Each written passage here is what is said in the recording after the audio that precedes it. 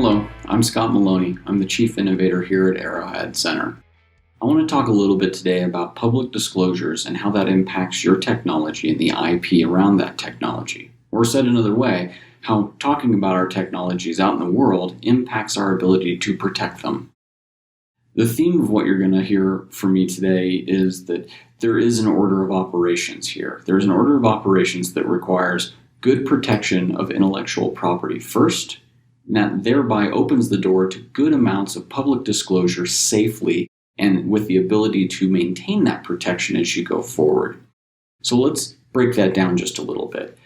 Public disclosure is a term that covers a great many different interactions. A public disclosure can be a publication, it can be a poster presentation at a conference, it can simply be a phone call with an outside party, someone outside of your lab, outside of your research group. Public disclosure can be interviews, it can be newsletters, it can be something as simple as sharing the idea good-naturedly with a potential collaborator.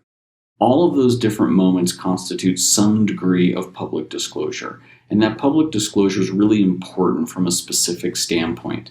As we think about intellectual property, and we'll talk about that in other modules in the series, as we talk about intellectual property, though, there is an importance that intellectual property be something that, when you file it, is still proprietary, is still unknown to the public.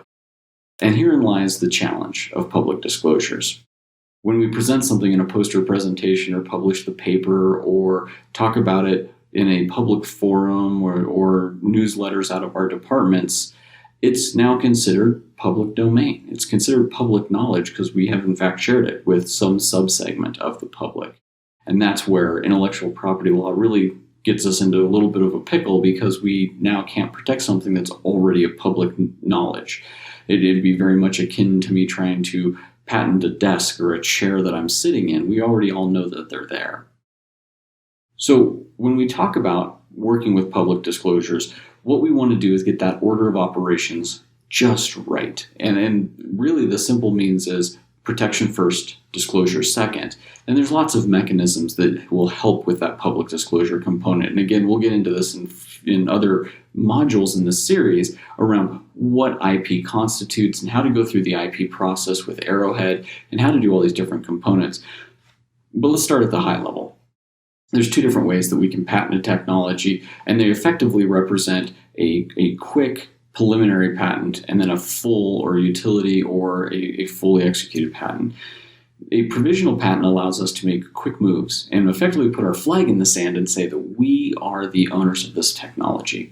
If you as a principal investigator know that you have upcoming some kind of public disclosure event, again, a poster presentation, a publication you want to get out, or maybe it's a departmental seminar, and if you as a researcher or a PI know that you have one of these public disclosure moments coming up, we encourage you to talk to Arrowhead and put in place, at the minimum, a provisional patent. This is a relatively lightweight vehicle. It's a lightweight vehicle that we can encapsulate exactly what your technology is and what it is not.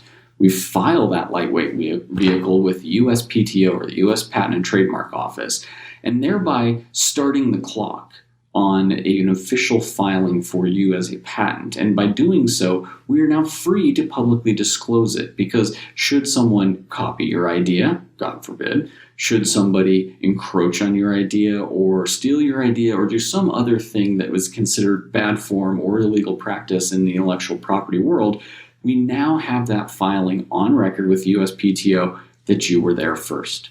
You win. You're the one who had the technology. So at a bare minimum, before any level of public disclosure, we should be talking about coming to Arrowhead and doing a provisional patent at the minimum. And that's just an order of operations piece, doing that before any public disclosures.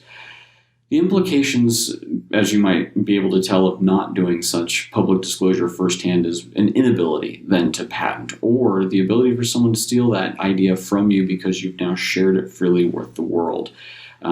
This is an important step, one that we're just going to encapsulate in this module alone, because it is one that researchers around the world, not just here at New Mexico State University, struggle with. And struggle with simply because they're doing all the right things. They're investigating good technologies and trying to share that with the world. Intellectual property does not get in the way of that. It does add just a wrinkle, though. So as you're thinking about your technology, as you're thinking about something you've discovered that might, just might, have really neat, really exciting commercial potential, please come to Arrowhead, at least have the discussion with the team here that is meant to represent you, represent the university, so that we can determine what the right steps and protection are so that your public disclosures can proceed freely and without worry and continue to do exactly what they're meant to do, and that's share your research publicly. Thank you.